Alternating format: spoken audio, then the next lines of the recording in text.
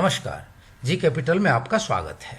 आज है 4 अक्टूबर और आपके लिए एक नई वीडियो। फ्रेंड्स, आज बात करेंगे आलोक इंडस्ट्रीज के प्राइस मूवमेंट और इसके फ्यूचर प्लानिंग के बारे में, तो बने रहिए वीडियो में अंत तक। फ्रेंड्स, जैसा कि आपको पता है कि कंपनी के शेयर प्राइस 60 रुपये की हाई बनाने के बाद लगातार गिरावट दर्ज किए हैं। बीच बीच में थोड़ी बाउंस बैक जरूर देखने को मिला, लेकिन वह ऑपरेटर के ट्रैप जैसा ही था। जैसे 25 रुपये से 44 रुपये तक गया और वहां से फिर 27 रुपये तक आ गया और फिर 27 रुपये के बाद एक बार दोबारा इसमें तेजी आई और यह 33 रुपये तक गया और वहां से फिर गिरते हुए 19 रुपये तक नीचे आ गया। फ्रेंड्स, अब फिर से इसमें एक बार अपर सर्किट लगी है और इसमें 5% की तेजी के साथ 20.50 पैसे पर इसने क्लोजिंग दी है। देश के सबसे अच्छे, बड़े और सबसे भरोसेमंद ब्रोकर जिरोधा के साथ जुड़िए, जहां पर आपका ब्रोकरेज कुछ भी नहीं लगेगा। ब्रोकरेज लगेगा तो सिर्फ इंट्राडे ट्रेड में, वह भी सिर्फ 20 रुपए। तो दोस्तों, अकाउंट ओपनिंग की लिंक डिस्क्रिप्शन में है, जाइए और लिंक पर क्लिक करके जिरोधा में अपना अकाउंट ओपन कराएं।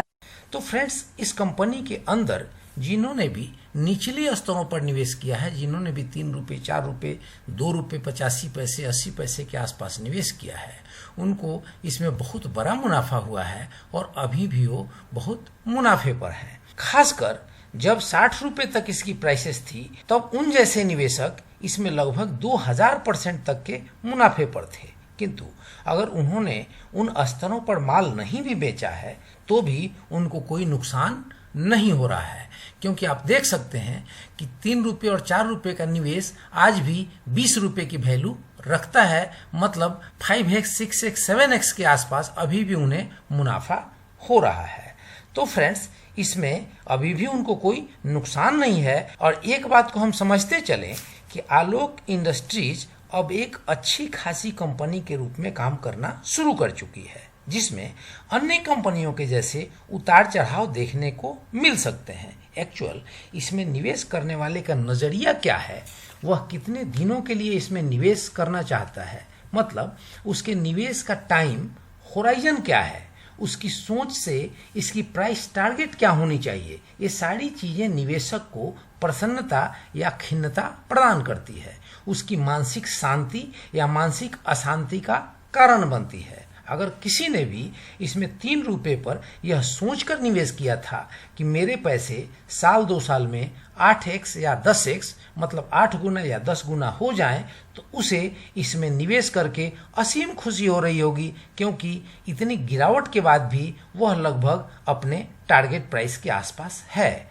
और अगर किसी निवेशक ने यह सोचकर इसमें निवेश किया था कि 3 रुपये का एक शेयर 2 साल से 3 साल में 300 रुपये का हो जाएगा और हमारी पूंजी 100x तक हो जाएगी, तो इस सोच का निवेशक अवश्य ही थोड़ी निराशा फील कर रहा होगा। फ्रेंड्स, मैंने एक वीडियो बनाया था जिसमें बताया था कि Q1 के नतीजे अगर शानदार होते हैं तो इसकी प्राइस एक साल में 60 के स्तरों तक जा सकती है, जिस पर एक व्यूअर्स मित्र ने अपनी कमेंट्स में लिखा था और बताया था कि 60 रुपये तो इसकी प्राइस रिजल्ट के आते ही हो जाएगी, एक साल में तो इसके शेयर प्राइसेस कहां से कहां चले जाएंगे, मतलब 60 रुपये से भी ऊपर इसके शेयर प्राइसेस एक साल में उनके हिसाब से चले जाना चाहिए।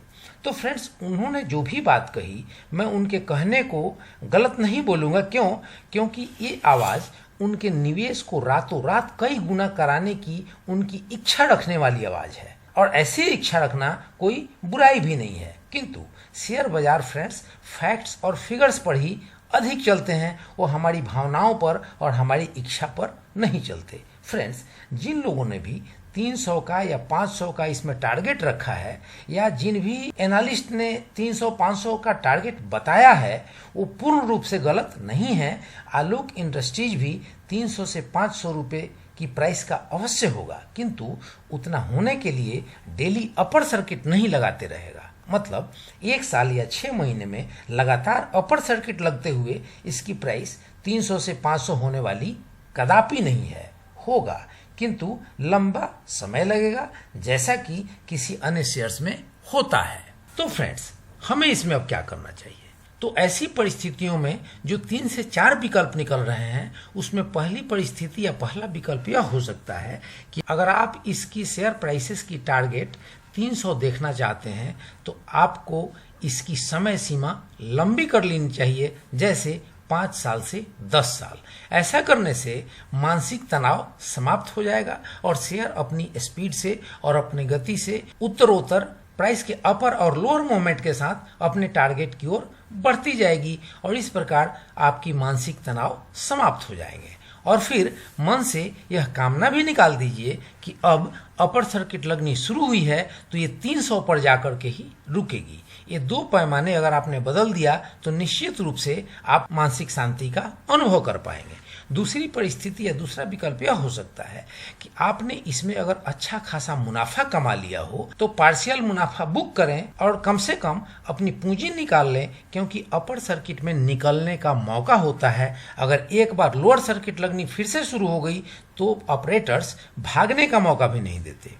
फ्रेंड्स, निकलने की यह सलाह मैंने जब इसकी प्राइसेस 26 रुपये से लेकर के और 44 रुपये के दौर में चल रही थी, उस समय भी हमने बताया था कि एक बार आपको यहाँ से ऊंचे स्तरों पर निकल जाने का अवसर है, क्योंकि अगर फिर से इसमें लोअर सर्किट लगनी शुरू हुई तो आपको निकलने का मौका नहीं मिलेगा। चाहें तो वीडियो को जाकर आप देख सकते हैं। हो सकता है कि आपको मेरी सलाह ठीक नहीं लग रही हो तो आप फुल्ली मेरी सलाह से और मेरे विचार से डिसएग्री कर सकते हैं और डिसएग्री होना आपका हक बनता है।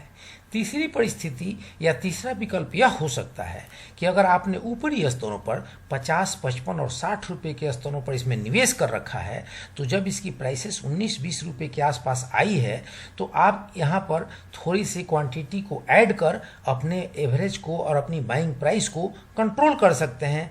और फिर जब हाल फिलहाल में यह 60 की स्तरों तक तो जाता नहीं दिख रहा, किंतु थोड़े आसपास या थोड़ा उससे नीचे भी रहता है, तो हल्की फुल्की आप इसमें लॉस बुक कर सकते हैं और यहाँ से एग्जिट कर सकते हैं। और फ्रेंड्स, आपके जैसे निवेशक के लिए चौथी परिस्थिति या चौथा विकल्प यह हो सकता है कि जब एवरेज आपने कर ही लिया तो आप इसे 5 साल के लिए बिल्कुल भूल जाएं और आप देखेंगे कि आपका निवेश अच्छा खासा मुनाफा दे गया। तो फ्रेंड्स, इन चारों विकल्पों और चारों परिस्थितियों पर बारीकी से विचार कर, अपना कुछ रिसर्च कर और तभी कोई फाइनल निर्णय लें।